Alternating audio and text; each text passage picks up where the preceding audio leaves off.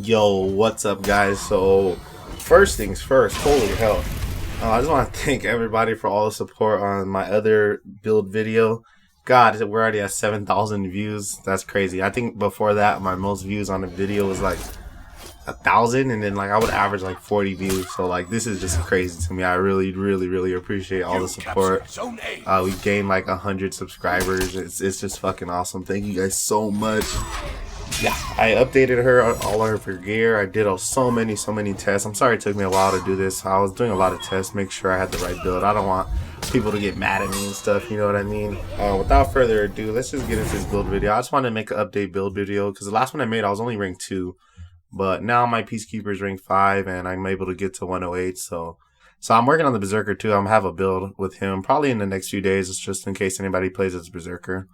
My Berserker's Prestige 3, my Peacekeeper's Prestige 5. So tell me what character you want me to play next, and I'll play that one. And yeah, so for my Peacekeeper, let's get right into it. Alright, helmet. For my helmet, I'm running Revenge Mode Duration and Exhaustion Recovery. I took off debuff resistance because it doesn't really do much for me. I feel like I don't get debuffed that much to where I need so much debuff resistance, and it's not really that useful. So yeah, max out Revenge Mode Duration because during Revenge Mode, all your hits are uninterruptible, even if you don't have the Overshield. So you want to have as much Revenge as you can.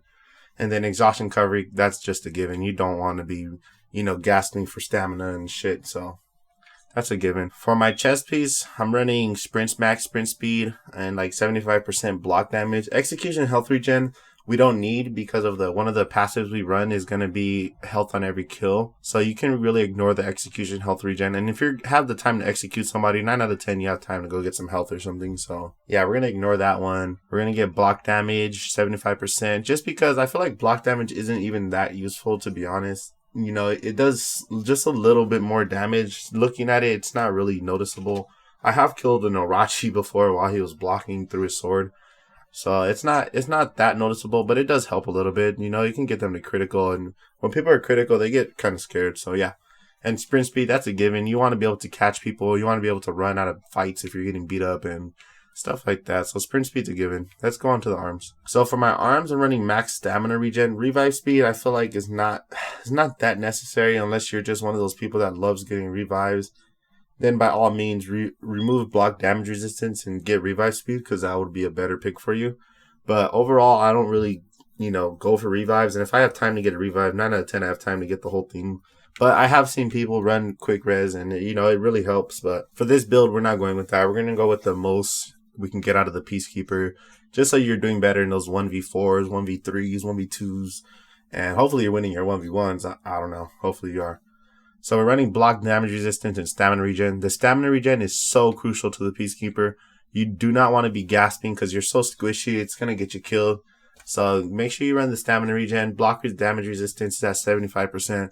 That just cancels out people that have high block damage, and it'll help you guys out a lot in the long run. So for our first blade, we're running attack and defense. Stamina cost reduction I took down.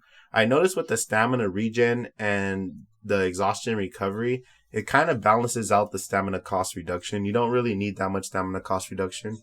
I would prefer attack way more. So the way we built it, you're not going to even have your stamina going down that much where you need so much. If you're getting jumped, you're going to get your revenge really quick and you're going to have unlimited stamina. So stamina cost reduction is not that important. Go max attack and max defense. If you wanted to, you could run max defense and 75% attack. That's all up to you, but I would prefer the max attack just because her light attacks are so quick. You can melt somebody in a few seconds with the light attacks just because your attacks is maxed out. So for the hilt, we're running Revenge Mode Defense and Revenge Gain by Defense. Okay, so I've tested this pretty thoroughly. I try to run Revenge Mode Defense Max and Revenge Gain by Defense low. It gave me moderate success, but not to the point where I felt like the Revenge Mode Defense was that much of a difference to where I needed more Revenge Mode Defense. I prefer the Revenge Game by Defense just because you get such a big chunk from one block. I think you can block like 4 attacks and get your revenge just instantly. So yeah, run Revenge Game by Defense, ignore a feat cooldown reduction because our build doesn't really have that many feats. We have like 2 passives and 2 other ones that don't really do that big of a difference. So Ignore feat cooldown reduction and go with revenge gained by defense. Alright. So last but not least is our dagger. Look at this dagger I got, by the way. That shit's sexy. It's the only piece of gear I got with a star for this character. I don't know why, but I've opened a lot of packages. But anyway, back to it. Throw distance on the Peacekeeper, I feel like it's not something you really want to do. Unless you're good at throwing people off a cliff. You know, you don't want to throw people away from you because she's such a in-your-face character. Getting people away from your range is not a good thing. So lower throw distance and get revenge gained by injury and 75% revenge mode attack. And I try to build with this also with 75% revenge gained by injury and almost max revenge game. No, it was actually max revenge mode attack. But, you know, I didn't like it in the long run. It felt like I wasn't getting my revenge enough to warrant the revenge mode attack. Because once you're in revenge mode, your attacks are already so powerful. You're not going to have a problem getting no more DPS out. So yeah, run revenge gained by injury and you'll be straight. Alright, let's go straight into our abilities. So for our abilities, the only thing we're running is Bounty Hunter. They didn't change from the last video. But if you didn't miss the last video, we ran Bounty Hunter, Thick Skin, Sharpened Blade, and Fear Itself. Sharpened Blade, it says low damage over time, but it's not low damage. You can 2-hit people with the Peacekeeper if you have revenge. It's not low damage at all.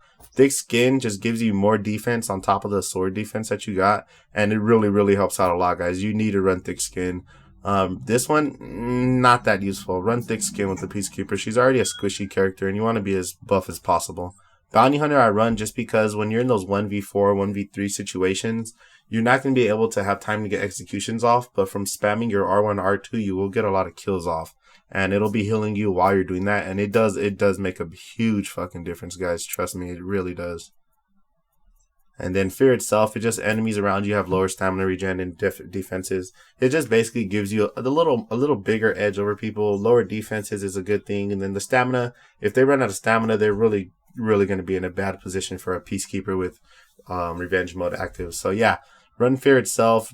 Catapult's good, and Last Laugh is not that good, but Catapult's really good if you can find a build for it, but I prefer Fear Itself, guys. But this one's up to you, guys. If you guys feel like Fear Itself isn't doing much for you, running Catapult. Yeah, that's it, guys. That's all for my Peacekeeper. If you guys have any suggestions, leave them in the comment section down below. Last time somebody left a suggestion, I did the video the next day, so yeah, it really helps me out think of ideas for videos for you guys. My next video is either going to be the Berserker video, or a video on what I feel like needs to change in For Honor for it to be a little better of a game. It's kind of, a few things in the game are frustrating me right now, and I just wanted to let you guys know, see if you guys felt the same about it. And that'll be all, guys. Thank you guys for tuning in. Thank you guys for watching the video. Leave a like and a sub if you haven't yet, and we'll be coming out with more videos. Just stay tuned to the channel. Make sure you turn on those notifications, and thank you guys so much. Take care.